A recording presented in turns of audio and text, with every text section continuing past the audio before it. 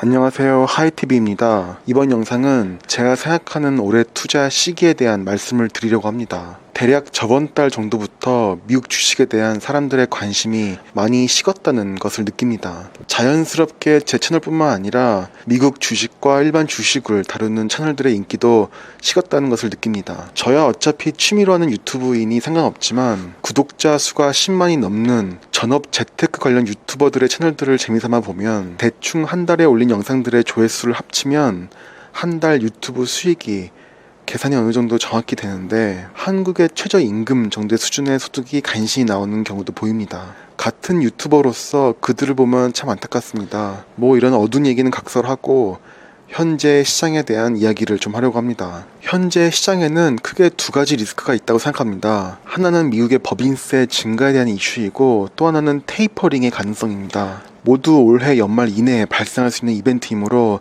살펴보겠습니다. 첫 번째 토픽은 미국의 법인세 증가 이슈입니다. 바이든 행정부가 2조 2,500억 달러의 인프라 투자 계획을 발표하면서 증세 얘기를 꺼냈습니다.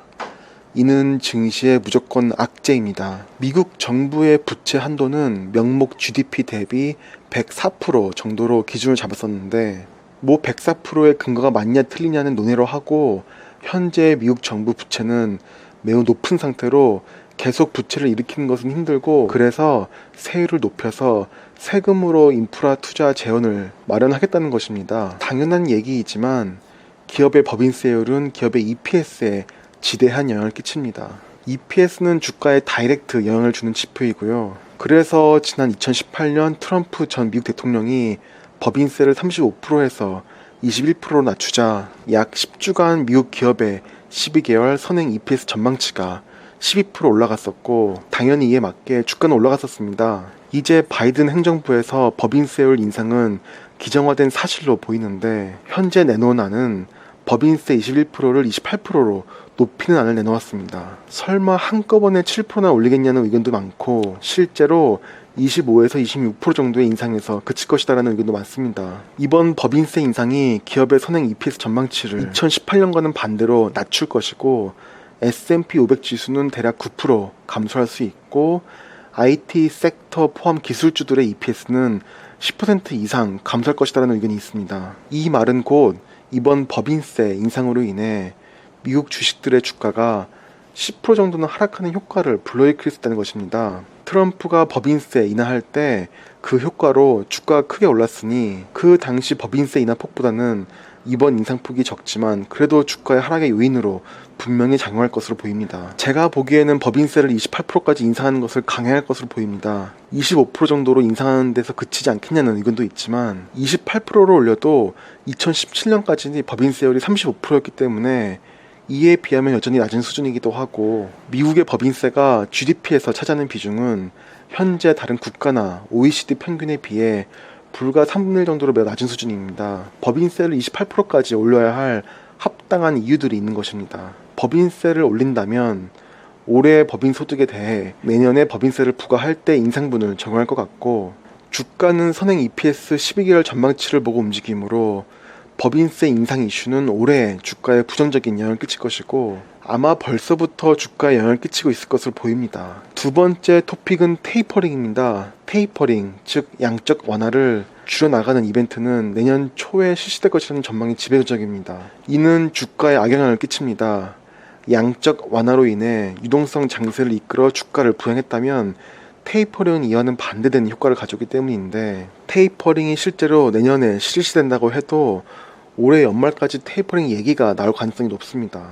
연준에서 테이퍼링에 대한 간접적인 얘기가 흘러나오는 시점이 주가가 크게 조정을 받는 시기일 것이고 이는 올해 내에 발생할 이벤트로 보입니다. 연준의 존재 목적이 물가 안정과 실업률 조정인데 실업률은 올해 크게 떨어지기 시작하여 내년 정도면 완전 고용 수준의 3%대의 실업률이 나올 것으로 예상이 됩니다. 올해 미국의 GDP 성장률을 6.5%로 내다보고 있는데 이는 1980년대 이후로 기록적으로 높은 예상치이고 실업률은 내년에 3.9%, 내후년에 3.5%로 줄어들 것으로 보이므로 연준이 더 이상 양적 완화를 지속해야 하는 명분이 전혀 없습니다. 그렇기 때문에 테이퍼링은 내년에 반드시 시행이 될 것이고, 실제로 주가가 흔들리는 시점은 테이퍼링 시점이 아닌 테이퍼링 얘기가 본격적으로 나오는 시점이므로 올해 하반기 내에 주가에 큰 조정이 있을 것으로 예상합니다. 테이퍼링은 테이퍼 텐트럼으로 이어질 수가 있습니다. 양적 완화의 속도를 줄이는 것이 결국 긴축 발작 같은 형태로 시장에 충격을 줄 수 있다는 것인데, 지금까지는 S&P 500 지수를 비롯한 대표적인 우량주들의 주가가 오버하다시피 크게 오른 만큼 테이퍼 텐트럼이 시장 분위기를 완전 반전시켜서 오버해서 오른 주식 자산시장의 급락장을 야기할 수도 있다는 점입니다. 이렇게 해서 미국의 법인세 인상 관련 이슈와 테이퍼링 관련 이슈 두 가지도 설명을 드렸습니다. 이 두 가지는 모호하게 예정된 이벤트가 아니라 반드시 예정되어 있는 이벤트입니다. 곧 반드시 발생할 것이고, 이는 증시에 부정적인 영향을 끼칠 것입니다. 모두 올해 발생할 이벤트로 보입니다. 그래서 이에 대해 저의 대응 방안을 말씀드리려고 합니다. 제 개인적인 상황이 많이 반영되어 있긴 합니다. S&P 500 지수를 그냥 예를 들어 설명을 드리면, 미국 경기는 어쨌든 좋아질 것이기 때문에 테이퍼링이든 금리 인상이든 모든 이슈가 생기는 것인데, S&P 500 지수는 결국 계속 상승할 것으로 보입니다. 하지만 어느 시점에 테이퍼링에 대한 연준의 언급이 있든 예상 밖의 기준금리 인상이 있든 뭐가 있든 간에 어떤 이벤트가 트리거로 작용하여 증시에 단기적 충격이 오면 최소한 올해 오른 상승분을 다 반납하는 상황이 발생할 수도 있을 것으로 보입니다. 가령 S&P 500 지수가 앞으로 6개월간 10% 오른다고 보면 6개월 후에 어떤 이벤트로 지수가 다시 10% 하락하는 것입니다. 물론 저는 주식 투자에 대한 강한 믿음이 있고, 주식 자산은 종목만 이상하지 않으면 무조건 장기적으로 오른다는 믿음이 있기 때문에 주가는 다시 오를 것입니다. 다만 개인적으로는 굳이 지금 주식을 사 모아야 하냐에 대한 개인적인 회의감은 있습니다. 어차피 명확하게 보이는 악재 두 가지가 앞에 있는데 굳이 지금 주식을 사 모아야 하냐에 대한 생각입니다. 현재 제가 여유현금이 1억이 있고 3천만 원이나 5천만 원 신규 매수하는 것은 뭐 괜찮을 수도 있겠으나, 저는 현재 여유현금이 별로 없는 상황에서 매달 모이는 돈을 모두 신규 매수에 투입하는 것은 좀 오버 아닌가 하는 생각을 하였습니다. 그래서 저 같은 경우엔 시드 머니를 모으는 것을 시작했습니다.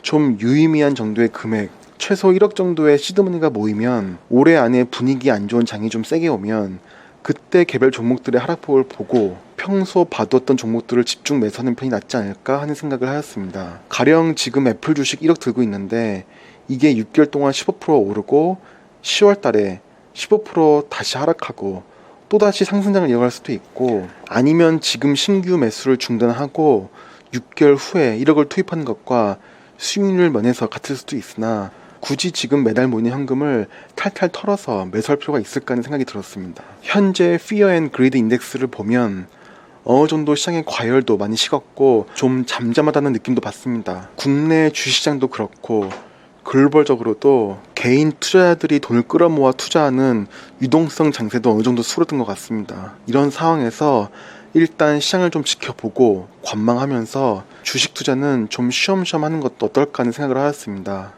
물론 가지고 있는 종목들은 매도 안 하고 그냥 홀드하고 신규 매수는 당분간 줄이고 앞으로 올 기회를 위해 시드머니의 크기를 좀 키우는 것입니다. 뭐 이런저런 생각하다 최근에 생각한 점들을 공유한 영상이 되었습니다. 저의 계획이 정답은 아니지만 보통 저는 이렇게 해서 제가 생각한 것을 맞든 틀리든 간에 나름 저만의 결론을 맺으면 좀 마음이 편해지는 경향이 있습니다. 모두 좋은 투자하시길 바라고, 그럼 다음 영상으로 찾아뵙겠습니다. 감사합니다.